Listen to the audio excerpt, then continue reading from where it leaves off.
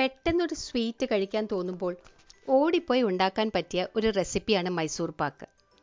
അതും നമ്മൾ വീട്ടിലുണ്ടാക്കുന്ന മൈസൂർ പാക്കിന് ബേക്കറികളിൽ നിന്ന് കിട്ടുന്നതിനേക്കാൾ ഒരു പ്രത്യേക സ്വാദ് തന്നെയാണ്. എല്ലാവർക്കും ഈസി ആയിട്ട് ഉണ്ടാക്കാൻ പറ്റുന്ന ഒരു റെസിപ്പി തന്നെയാണിത്. അപ്പോൾ ഉണ്ടാക്കി നോക്കാത്തവർ ട്രൈ ചെയ്തു നോക്കൂ. അധികം ഇൻഗ്രീഡിയൻസ് ഒന്നും ആവശ്യമില്ല. ഞാൻ 1 കപ്പ് കടലമാവിലാണ് ചെയ്യുന്നത്, വളരെ ചെറിയൊരു ക്വാണ്ടിറ്റിയിൽ.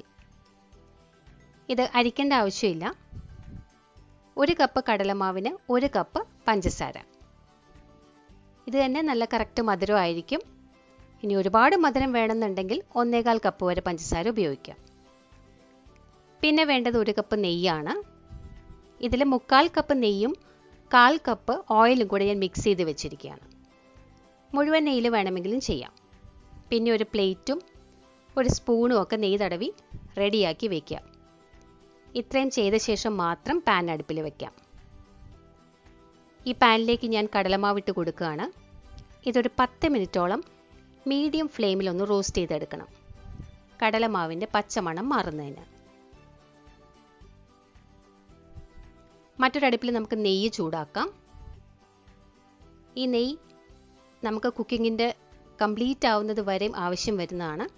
അതുകൊണ്ട് ചൂടായ ശേഷം അല്പം കുറച്ച് വയ്ക്കുക. മീഡിയം ഫ്ലെയിമിലേക്ക് വെച്ച് ആ ചൂട് മെയിൻറ്റെയിൻ ചെയ്യണം.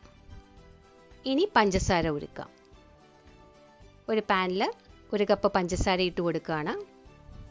ഇതുരുകാനായിട്ട് 3/4 കപ്പ് വെള്ളം ഒഴിച്ചിട്ടുണ്ട്.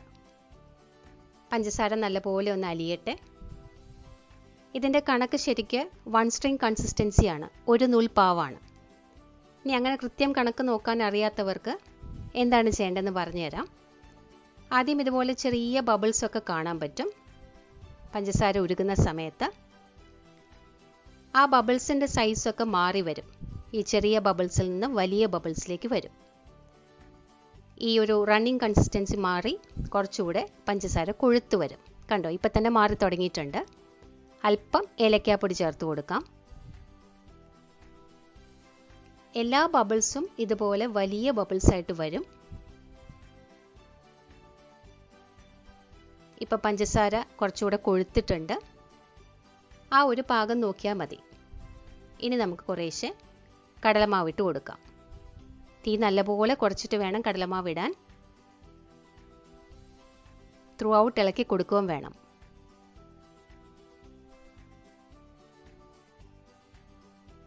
ഇടുന്ന സമയത്ത് കുറേശ്ശെ കട്ട കെട്ടുകയൊക്കെ ചെയ്യും. അതെല്ലാം പിന്നെ മാറിക്കോളും. കടലമാവ് മുഴുവൻ ഈ ഷുഗർ സിറപ്പിൽ നല്ലപോലെ മിക്സായി വരും. ഇളക്കൽ നിർത്തരുത്. തീയും വളരെ കുറച്ചായിരിക്കണം വെക്കുന്നത്. അപ്പോൾ മുഴുവൻ കടലമാവ് ഞാൻ ഇട്ട് കഴിഞ്ഞു. ഇത് നല്ലപോലെ ഒന്ന് മിക്സ് ചെയ്യാം. നല്ലവണ്ണം മിക്സായി വരുമ്പോൾ ഇതിൻ്റെ കളറൊക്കെ ഒന്ന് മാറും, ഒരു യെല്ലോ കളറിലേക്ക് വരും. ഞാൻ വേറെ ഫുഡ് കളറൊന്നും ചേർത്തിട്ടില്ല. യെല്ലോ കളർ വേണമെന്നുണ്ടെങ്കിൽ ഒരു നുള്ളു മഞ്ഞൾപ്പൊടി ചേർക്കുന്നതിലും വിരോധമില്ല. തൽക്കാലം ഞാനിതൊന്നും ചേർത്തിട്ടില്ല. നമ്മുടെ ഒരു ഹോംലി മൈസൂർ പാക്കാണ് ഞാൻ ഉദ്ദേശിക്കുന്നത്.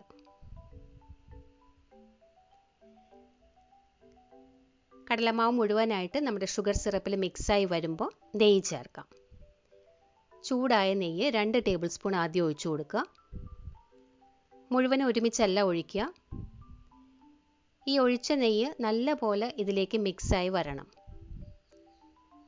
ഇതിൽ അബ്സോർബായി ഒഴിച്ച നെയ്യ് കാണാതെയാവും. അങ്ങനെ ഒരു സ്റ്റേജ് വരുമ്പോൾ അടുത്ത ബാച്ച് നെയ്യ് ഒഴിച്ചു കൊടുക്കുക. ഞാനിപ്പോൾ 2 ടേബിൾ സ്പൂൺ ഒഴിച്ചു കൊടുത്തതിന് പകരം നിങ്ങൾക്കൊരു ചെറിയ തവി വെച്ച് ഒരു തവി ഒഴിച്ചു കൊടുത്താലും മതി. കണ്ടോ, ആ നെയ്യ് കാണാതെയായി. ഞാനിപ്പോൾ അടുത്ത 2 ടേബിൾ സ്പൂൺ ഒഴിക്കുകയാണ്. ഇങ്ങനെ ഒരു 4-5 പ്രാവശ്യം നെയ്യ് ചേർക്കേണ്ടി വരും. ഏതായാലും നമ്മൾ എടുത്തു വെച്ചിരിക്കുന്ന മുഴുവൻ നെയ്യും ആവശ്യം വരില്ല.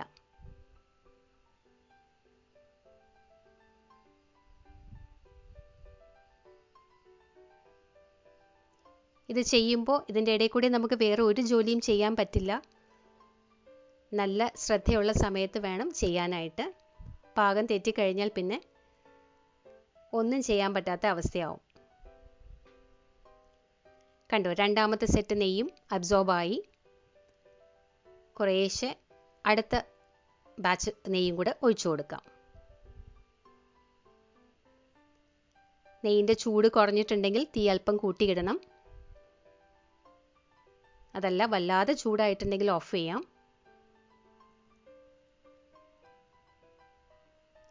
ഇങ്ങനെ ഒരു 4-5 പ്രാവശ്യം കഴിയുമ്പോഴേക്കും അതിൻ്റെ ടെക്സ്ചറൊക്കെ ഒന്ന് മാറി വരും.